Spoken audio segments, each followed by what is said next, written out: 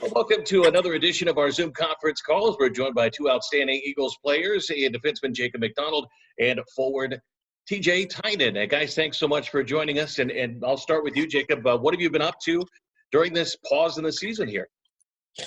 Not a whole lot, honestly. Just trying to enjoy the weather, get outside a little bit. My wife and I, we just got a dog actually kind of right when this whole thing went down. So he's been keeping us pretty busy. That's about it. That's awesome. Good to hear. And TJ, how about yourself? And what have you been doing to try to stay in the best game shape that you can with this? Yeah, kind of same thing with Mac. I mean, I've been outside, just trying to enjoy the weather, golfing here and there, and then just trying to do stuff at home that you can. I mean, obviously it's tough not having the facilities and stuff like that, but just stay in the shape the best you can in case, hopefully the season resumes.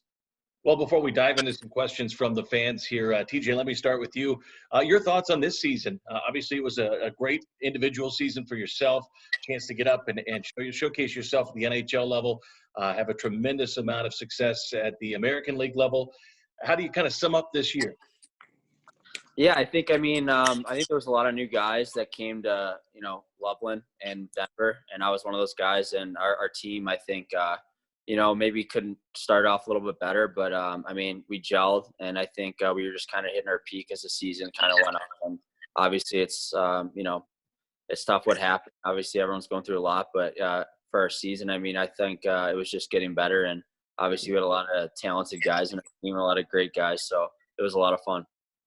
Jacob, how about yourself? Again, you come into Colorado, you have a chance to have some wonderful success yourself, play up in a forward position and flourish there, as well as your time back along the blue line. But as TJ said, boy, you guys seem like you were playing your best hockey of the year right when things came to a halt. Yeah, it's unfortunate. Like Tyne said, we kind of got off to a little bit of a slow start. We all kind of did, and we picked it up as it went along. It's just things happen in life, and that's, the way it goes. But, I had a lot of fun this year. The group of guys was awesome. And I think that was one of the biggest things that led to our success on the ice is, we had a great group off the ice. So it's unfortunate what happened, but it is what it is. And, hopefully sooner than later, we can kind of get back on the grind. But. Well, absolutely. And you guys re-signed with the organization, which was great to see. And a question here, this is from @TigerVixen. And Jacob, I'll start with you. Why did you choose to sign an extension with the Avalanche organization? There's a lot of reasons. One of the first ones being the hockey was awesome. Like I said, part of it was, the group of guys we had and the team we had was awesome. So, that success was a big, factor in my decision. So, but, secondly, I think there's a lot of things, there's an opportunity to go play for, the Avs have been my favorite organization since I was 5 years old. I started in hockey, and, that's obviously a cool thing, but Colorado itself is absolutely beautiful. My wife and I, we love it here. And, that was, a lot of factors went into it, but those are kind of the main ones for sure. TJ, how about yourself in making that decision to sign back with Colorado? Because you did get a chance to get up there and play with the Avalanche and showcase yourself. Yeah, like Max said, obviously Colorado is beautiful and it's a great place to live, but, it was mostly a hockey decision. I just felt like it was a good fit. Obviously I had a chance to play up in the NHL, and that's obviously a big factor. And, the American League, we had a great team and a great group of guys, and it's a great structure down there. So for me, it was just a combination of both those things, and I'm excited.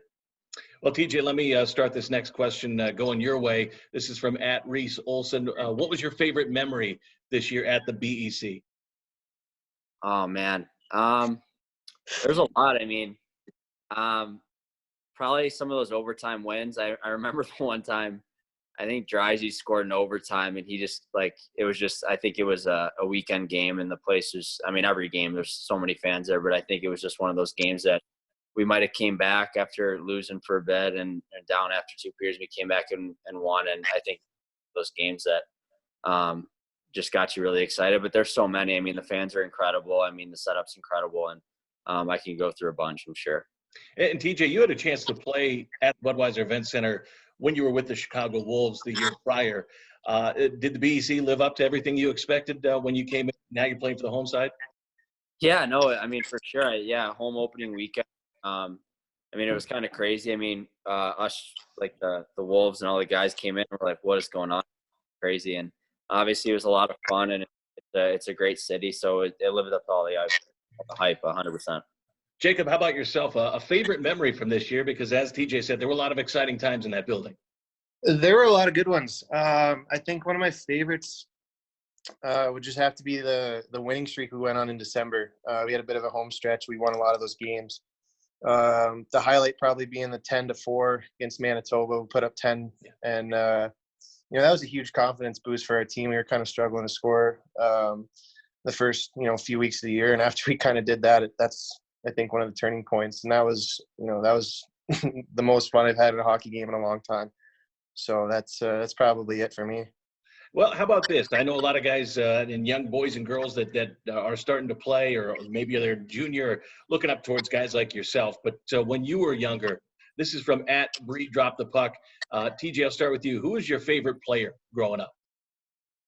I mean, there's a lot. I mean, for me, I mean the Blackhawks, they weren't that great when I was growing up until I got a little bit older. But I mean, just I don't think there's anyone specific. I mean, just watching the Avalanche, they had so many great players against the Red Wings. Those rivalries were always crazy, and there's so many talented guys.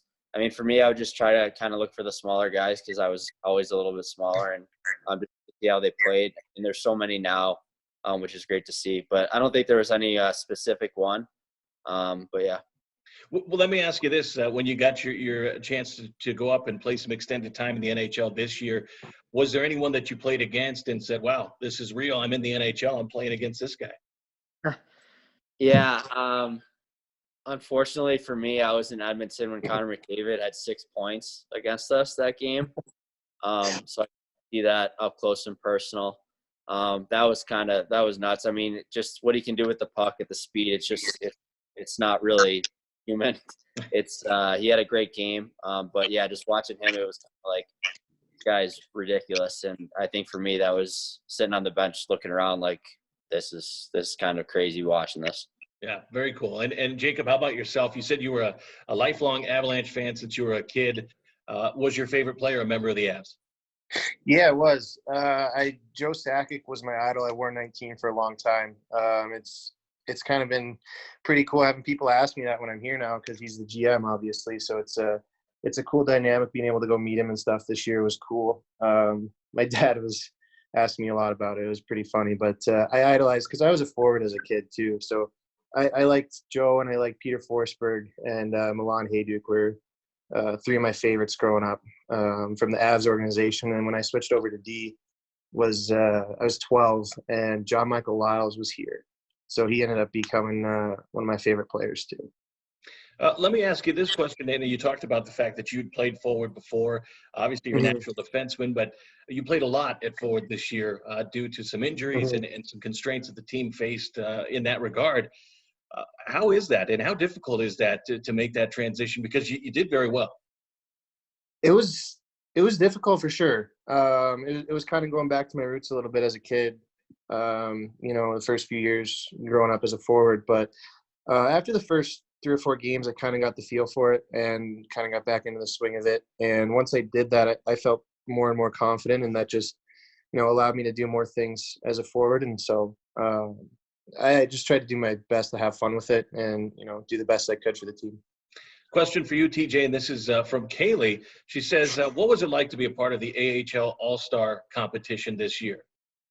Yeah, that was a lot of fun. I mean, it was in Ontario, and the weather was beautiful. In the middle of winter is always a treat, and it's always great to go there and just hang out with the guys that you compete, and just get to know them on a personal level, and just hear about their path, their stories, what it's like to play here and there. And it was a lot of fun. It was a great weekend. Well, to that extent, let me ask you this. You guys both had opportunities to play in other stops. Playing out here, playing in the West, and playing against a lot of teams where the weather's warm in the wintertime, is that kind of a bonus that you look for when you're looking for a place to set up shop and play? Yeah, 100%. 100%. Yeah, absolutely. It's awesome being able to travel it's warm out. You don't have to go to, somewhere up in Canada where it's, minus 20 and you're freezing the whole time. You get to go down to Tucson where it's 75 and sunny. So obviously you can't complain. Yeah, no question. And let me ask you this, as you look in towards next season, TJ, what excites you about kind of the groundwork that's been laid here and what you look towards next year? I know you want to spend time and a lot of it with the Avalanche, but in terms of the Eagles, what excites you about the things that are being put in place for next year? I mean, if you just look at this year, you can see that we're just getting better every week, and I think that was our mentality. And like I said, there was a lot of new guys this year, and so I think we have a good amount of guys coming back. So you're used to playing with them. You know certain guys' tendencies, where they like to puck, what they like to do on the ice. So, I mean, for me, off the ice, it's great to know the guys, but on the ice, it's a huge advantage when you know the person and know how they like to play the game. So, I mean, for me, it's just getting to know those guys, and next year we can kind of hit the ground running. And Jacob, kind of the same question, but as you look at it now, you guys have re-signed and you'll be back with the organization, and you're, I'm sure, looking for guys that maybe you played with or you'd love to see come here. Do you see now that this is going into year 3 in the AHL for the Eagles that people maybe are starting to take notice as they come in as a opposing team and they see the environment, they see the setup, they see that this is a team that wins, it gets guys to the NHL? I mean, do you feel like that started to take root? Yeah, absolutely. I mean, you can see that from guys like Tynes and Drizzy, who played 40 games last year. He was up a handful this year. You see guys come here that, they end up getting a chance at the Avalanche. And that's, like I said, for me, that was a big part of why I signed here. And, that's kind of an incentive for anybody else who's, testing the free agent market, who wants to come out here. They already know that, the BEC is a crazy place to play. It's awesome. But you also have that factor of, this is a good spot for an opportunity, and it's an honest, hardworking organization. And, that's definitely a huge factor when, somebody like myself or Tynes wants to, they're going through free agency and they look at this place and they know that they have that. So that's obviously a huge factor. Well, we'll end on kind of a fun one here. And TJ, I'll start with you. I thought this was just kind of a cool question. It was from Brooks. He said, what would it be like? How well do you think you would do if you played one game as a goaltender? How do you think you'd fare in net? You can never get me to do that, so you can go to Matt. No way. Have you ever put the pads on and played, TJ? Have you ever even tried it for a minute? Not a chance. No. Oh. Jacob, how about yourself? I don't know if you ever tried it, and if you did, how do you think you'd fare out there? No, I haven't really done it. I would say one of the things I told Coach when I was kind of flipping back and forth from forward to D was I'll play anywhere but goalie. So that's just about it for me. There's no chance I'd be in there. If I did, it would not go well. So. Yeah. Well, guys, I appreciate you spending some time with us. Again, congratulations on re-signing. I know everyone here is thrilled to have you guys back in the organization.